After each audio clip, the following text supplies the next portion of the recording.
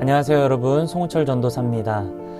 일과 영성 제자반이 어느덧 마지막 시간이 되었습니다. 지금까지 잘 달려오신 여러분 고생 많으셨고요. 오늘 12강 새로운 능력으로 일하다 라는 주제로 함께 마지막까지 끝까지 최선을 다하면서 마무리 잘 하시면 좋겠습니다. 그럼 12강 시작하겠습니다. 지난주 우리는 11강 일을 하는 동기가 바뀌다 라는 주제를 살펴봤습니다. 그리스도인이 하나님의 이름을 드높이기 위해 남다른 덕목을 가지고 움직이며 남다른 시선으로 사람을 바라보고 남다른 근원에서 흘러나오는 지혜를 쫓고 남다른 대상을 위해 일하기 시작한다면 주님이 주신 일을 누릴 수 있을 것이다 라고 이야기했습니다. 그렇다면 여러분에게 다시 한번 질문하고 싶습니다. 여러분은 일의 자유함을 느끼면서 하고 계십니까? 12강을 통해 우리 함께 일이란 주제를 마무리하며 내가 얼마나 일의 자유함을 느끼고 있는지 그리고 어떤 새로운 능력으로 일해야 되는지를 함께 나눠보도록 하려고 합니다. 일에 휘둘리고 있다. 현대인들은 생산성 있고 성공이란 일의 결과로 자존감을 얻으려 합니다. 하지만 금방 탈진하고 말죠. 눈에 뚜렷한 결과물이 보이지 않을 땐 우리는 실망을 합니다. 반대로 결과물이 뚜렷하게 눈에 보이고 그 결과가 소위 성공, 대박을 쳤을 때 우리는 희열을 느낍니다. 성공을 하자마자 곧 더 큰 건을 기대하며 여기저기 기웃거리게 되죠. 이를 통해 나의 가치와 나의 삶의 안전, 의미를 찾으려는 사람들이 있습니다. 실제로 많은 사람들이 눈에 보이는 생산성과 성공이라는 것에서 자존감을 얻으려 합니다. 그리고 거기에 온 힘을 쏟아붓지만 이내 탈진하고 말죠. 이래서 자유함을 경험하지 못하고 일에 휘둘리거나 얽매여 있는 것을 볼 수 있습니다. 그렇다면 어떻게 해야 우리가 일의 유혹에서 벗어나 차분히 자리를 지킬 수 있을까요? 열왕기하 5장의 이방인인 나아만은 시리아의 군 사령관으로 나병으로부터 고침을 받아 하나님께 회심한 뒤에도 그의 직분을 버리지 않았습니다. 국가를 위해 봉사하겠지만 절대로 자국의 신인 림몬은 섬기지 않겠다 선언했습니다. 시리아의 국익은 자국민으로서 중요하지만 더 이상 거기에 궁극적인 가치를 두거나 신으로 삼지 않겠다는 그의 고백입니다. 나아만이 이르되 그러면 청하건대 노새 2마리의 흙을 당신의 종에게 주소서. 이제부터 종이 번제물과 다른 희생 제사를 여호와 외에 다른 신에게는 드리지 아니하고 다만 여호와께 드리겠나이다 라고 나아만은 고백하고 있습니다. 또 다른 인물이 있습니다. 다니엘은 바벨론 이방 제국에서 나란 일을 했습니다. 이방 제국에서 일을 하기 전 그리고 일을 할 때 요구되는 것들이 있었습니다. 우상 제물, 우상 숭배의 제물을 먹는 것이었고 우상 숭배를 하는 것이었죠. 다니엘이 단순한 생존과 성공을 위한 선택을 했다면 모든 것을 타협했을 것입니다. 하지만 다니엘은 일에서 자유했습니다. 하나님을 섬기는 신앙을 놓지 않았습니다. 결국 하나님이 그와 함께 하셨고 일에 휘둘리지 않게 되었죠. 뿐만 아니라 이방 제국의 왕이 하나님을 섬기는 놀라운 일이 벌어졌습니다. 그러므로 지금 나 느부갓네살은 하늘의 왕을 찬양하며 칭송하며 경배하노니 그의 일이 다 진실하고 그의 행하심이 의로우심으로 교만하게 행하는 자를 그가 능히 낮추심이라. 하나님의 임재의 경험은 직업세계의 우상을 깨부수고 그 소나기에서 벗어나는 힘이 됩니다. 일에서 자유로워지는 동력이 바로 그것이죠. 복음이 일의 작동이 되는 세계관을 바꿔놓고 일의 실체에 관한 이해를 변화시키며 일터에서 사용되는 도덕적인 지침을 재설정한다는 것을 앞선 강의를 통해 이미 살펴봤습니다. 복음은 거기에 더해 일을 향한 더 큰 열정과 안식으로 이끄는 새로운 힘을 주고 있습니다. 열정은 무얼 하든 탁월하게 만들어줍니다. 하지만 때로는 성공을 추구하기보다 실패가 두려워 만들어내는 열정도 있습니다. 그런 부류의 열정은 나름의 폭발적인 에너지를 내지만 그리스도인의 시각에서는 금방 사그라들 열정에 불과합니다. 왜냐하면 뚜렷한 목적 없이 불안과 두려움이 만든 동력이란 결국 결과물을 만들어내도 또 다른 불안과 그 두려움이 기다리기 때문이죠. 다람쥐 쳇바퀴 돌듯 그 과정을 반복하고 되풀이하게 되는 것입니다. 또한 무엇이 내게 도움이 될까만 생각하는 손익 계산에 따라 움직이는 열정이 있습니다. 자기 이익만 챙기려는 유사 열정을 조심하라. 다른 이들보다 앞에 서고 싶은 시기, 자신을 입증해 보이려는 교만, 쾌락을 얻으려는 탐욕이나 탐심 때문에 남달리 열심히 일을 하는 유사 열정을 이야기합니다. 열심히 살기는 합니다. 누구보다 최선을 다해 일을 합니다. 하지만 그 열정이 오직 자기 자신의 이익만을 위해 움직이는 사람, 아니 남을 희생양으로 삼아 자기만을 돌보려는 사람, 이런 열정을 가진 사람을 살면서 한 번쯤 본 적이 있을 것입니다. 그런 사람을 보면 여러분은 그 열정을 담고 싶으신가요? 성경이 말하는 열정의 참 뜻은 자신의 자유를 누군가를 위해 희생하는 자세를 가리키죠. 로마서 12장은 이 진리를 실제적인 차원에서 설명하고 있습니다. 그러므로 형제들아, 내가 하나님의 모든 자비하심으로 너희를 권하노니 너희 몸을 하나님이 기뻐하시는 거룩한 산 제물로 드리라. 이는 너희가 드릴 영적 예배니라. 이 말은 바로 제가 가진 건 하나도 빼놓지 않고 모조리 주님의 소유입니다 라는 고백입니다. 하나님을 향한 절대적인 헌신을 드러내는 말씀 구절이죠. 이것을 지금의 말로 해석하자면 이렇습니다. 이익을 추구하는 마음가짐에 대하여 죽고 하나님을 위해 사는 리듬을 꾸준히 유지하겠다라는 뜻이죠. 로마서 12장 11절에 보면 더 확실하게 이야기하고 있습니다. 부지런하여 게으르지 말고 열심을 품고 주를 섬기라. 하루하루 살아가는 삶과 하는 일 속에서 열정을 품고 살라는 말인데요. 그렇다면 이런 열정은 어디에서 비롯될까요?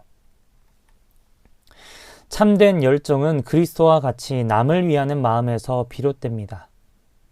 예수 그리스도가 한 사람 한 사람을 죄에서 건지시기 위해 행하셨던 일을 기억한다면 교만과 시기, 뿌리내리지 않을 것입니다. 이기심이 낳은 그릇된 열정을 품고 일하는 대신 그리스도인은 남을 위하는 마음에서 비롯된 참된 열정에서 이끌려 일을 합니다. 진정한 열정은 예수님께서 몸소 보여주셨습니다. 주님은 구원을 목표로 스스로 구별되셨죠. 뜻을 이루기 위해 가진 걸 다 잃고 온갖 어려움을 다 견디셨습니다. 그리스도의 열정은 스스로가 아니라 인류와 하늘 아버지를 위한 것이었습니다. 저마다 자신을 향해 예수님이 품으셨던 열정의 폭과 그 깊이를 마음으로 온전히 깨닫고 나면 하나님이 한 사람 한 사람에게 세상을 사는 동안 감당하도록 맡기신 그 일을 멋지게 해내고자 하는 열정이 생기게 되는 것이죠. 그래서 독생자가 한 사람 한 사람을 죄에서 건지시기 위해 행하셨던 일을 기억한다면 나의 교만과 시기가 뿌리내릴 겨를이 없어지는 것입니다. 더 부유하고 더 멋있고 더 강하고 더 편안한 무언가에서 가치를 찾을 이유가 없기 때문이죠. 이 이기심을 토대로 그릇된 열정을 품고 일하는 대신에 남을 위하는 마음에서 비롯된 참된 열정에 이끌려 바로 움직이게 되는 것입니다. 그리스도인은 하나님의 가정으로 입양되었으므로 이미 확인을 받은 셈입니다. 또한 주님이 의롭다고 인정하셨으므로 굳이 자신을 입증할 이유가 없습니다. 목숨을 내놓는 희생을 통해 구원을 받았으니까 얼마든지 활기차게 살 길이 열리게 된 것입니다. 끊임없이 사랑을 받고 있으므로 그리스도인은 고요한 내적 충만에 반응해서 지치지 않고 일을 할 수 있습니다.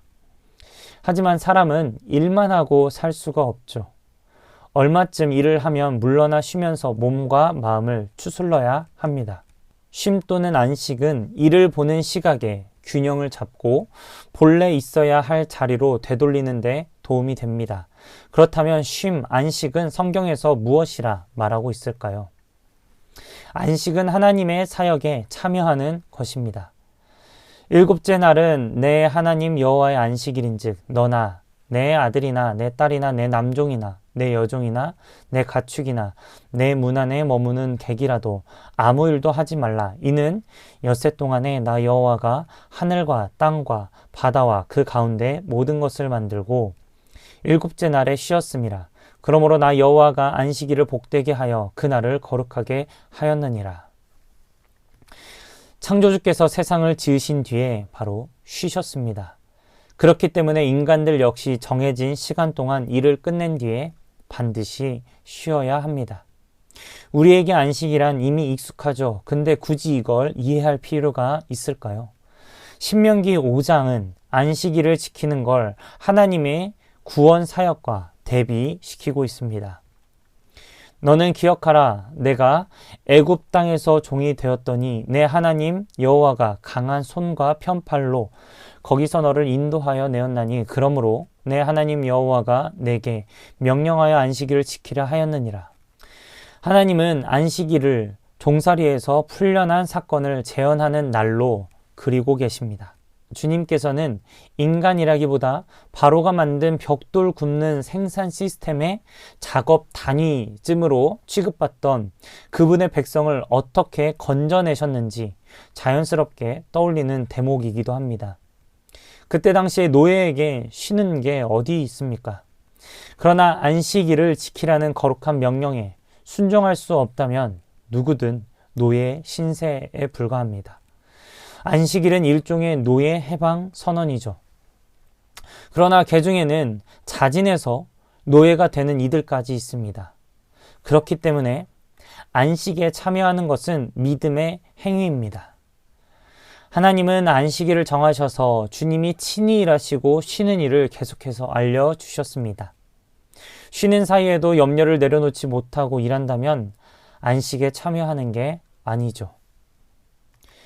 안식일을 지키는 습관을 들일 능력을 갖추지 못하면 자신의 마음이나 물질주의에 물든 현대 문화, 노동력을 착취하는 조직 또는 그 모든 것에 휘둘릴 수 있습니다. 내가 시간을 투자해 일을 하지 않으면 제대로 돌아가지 않는다 라는 착각을 많은 이들이 하고 있습니다. 안식일을 지키는 건 세상을 움직이고 밥을 먹고 사는 것이고 지금 하고 있는 모든 일을 진행하는 존재가 인간이 아니라는 일종의 믿음의 선언이죠. 이제라도 마음을 내려놓고 혼자 일하고 있는 게 아니라 하나님께서 일하고 계심을 알아야 합니다. 믿어야 하죠. 그러므로 염려하여 이르기를 무엇을 먹을까, 무엇을 마실까, 무엇을 입을까 하지 말라. 이는 다 이방인들이 구하는 것이라 너희 하늘 아버지께서 이 모든 것이 너희에게 있어야 할 줄을 아시느니라. 또한 쉬는 사이에도 염려를 내려놓지 못하고 일한다면 안식에 참여하는 것이 아닙니다. 그러나 우리나라 사람들처럼 쉬는 것도 전투적으로 쉬는 민족이 없을 것입니다. 분명 휴가를 다녀왔는데 더 피곤한 이유가 무엇일까요? 안식은 일을 하는데 균형과 자리를 유지하도록 합니다. 복음이 주는 쉼을 경험하고 일에 휘둘리는 것에 자유로워진다면 끊임없이 회복을 주고 일을 보는 바른 시각을 되찾아주며 열정을 회복시켜주는 활력의 원천을 얻을 것입니다. 수고하고 무거운 짐진 자들아 다 내게로 오라. 내가 너희를 쉬게 하리라. 나는 마음이 온유하고 겸손하니 나의 멍에를 메고 내게 배우라.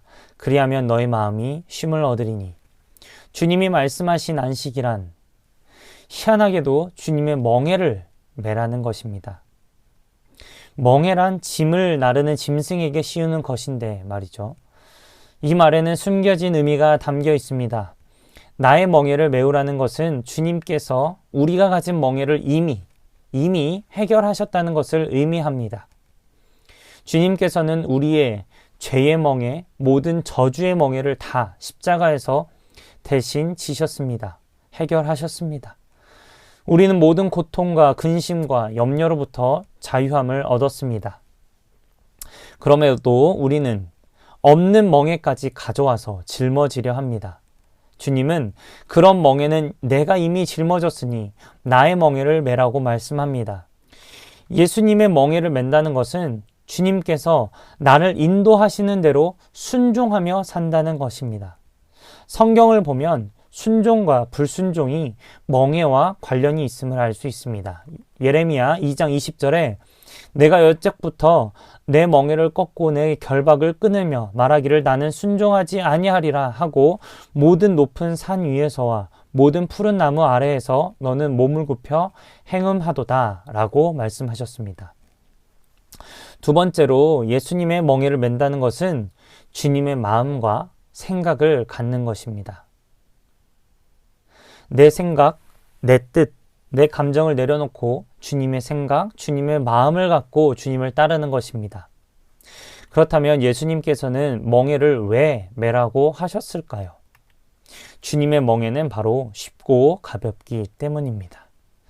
예수님 당시 멍에는 소 2마리, 그러니까 어미와 새끼가 함께 머리를 넣도록 만들어져 있습니다. 어미가 끌고 가면 새끼가 따라가는 것이죠. 그러므로 따라가는 새끼 소는 멍에를 매더라도 짐의 무게를 거의 느끼지 않는 것입니다. 멍에 때문에 힘들 것 같은데 오히려 더 쉽고 편하다는 것입니다. 그런 의미에서 예수님께서는 함께 동행하기만 하면, 나와 함께 하기만 하면 주님이 책임져 주시기 때문에 쉽고 가볍다고 말씀하신 것입니다. 예수님을 찬양하며 따라가고 순종할 뿐만 아니라 그리스도 안에서 쉼을 누리는 이들은 다시 일을 할 때 내가 일을 하는 게 아니라 주님이 이미 일하고 계심에 동참한다라는 것을 깨닫게 됩니다. 그래서 회복된 열정을 가지고 일을 할 수 있습니다. 그렇다면 결국 어떠한 새로운 능력으로 우리는 일을 해야 할까요? 바로 구원의 확신을 가슴에 새기고 열정을 품고 일을 해야 합니다.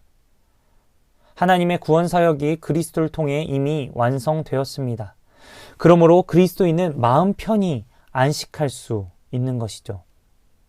이제 그리스도의 완성된 사역 안에서 아버지께 받은 개인의 사명을 따라 섬기기만 하면 됩니다.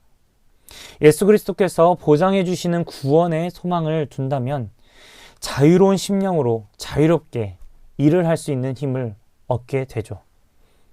창세기 2장 1절, 3절에 따르면 창조주 하나님께서 세상을 지으시는 일을 다 마치셨다고 합니다. 마찬가지로 하나님의 구원 사역은 예수 그리스도를 통해 완성되었죠. 그러면 그리스도인은 마음껏 그 받은 사명을 따라 섬기기만 하면 됩니다. 중요한 건 지금 내가 어떤 처지에 있는지 하나님이 정확히 알고 계시며 맡겨주신 그 일을 성실히 해내는 게 바로 주님을 섬기는 과정임을 인정하고 받아들여야 한다는 것입니다. 그래야, 그때에야 현실에 얽매이지 않고 자유롭게 일을 할 수 있습니다. 우리가 예수님의 쉬운 멍에를 맨다면, 즉 주님이 보장해 주시는 미래의 소망을 둔다면 자유로운 심령으로 일할 수 있는 힘을 얻게 되는 것입니다. 그렇게 될 때 크고 작음을 떠나 하나님이 이를 통해 주시는 성공과 성취를 있는 그대로 기쁘게 받아들일 수 있는 것이죠. 가슴 깊은 곳에 담긴 영원한 소망은 주님의 나라가 이루어지고 새 하늘과 새 땅이 열릴 때 온전히 채워진다는 걸 알고 있으므로 열정을 품고 일을 할 수 있습니다. 그러기에 우리는 언제 어디서나 기쁘고 만족스럽고 유감없이 달릴 수 있는 것입니다. 질문을 하며 마치려고 합니다. 먼저 일에 대한 동기에서 열정이 일어납니다. 하지만 유사 열정과 참된 열정은 어떻게 다를까요? 그리고 마지막으로 일과 영성 강의를 들으신 후 여러분은 이를 어떤 시각으로 바라보게 되었습니까? 내일 줌을 통해 함께 풍성한 이야기를 나누며 여러분이 지금까지 강의를 통해 느끼시고 깨달았던 것들을 함께 나눠보면 좋을 것 같습니다. 12주 동안 여러분 고생 많으셨습니다. 수고하셨습니다. 감사합니다.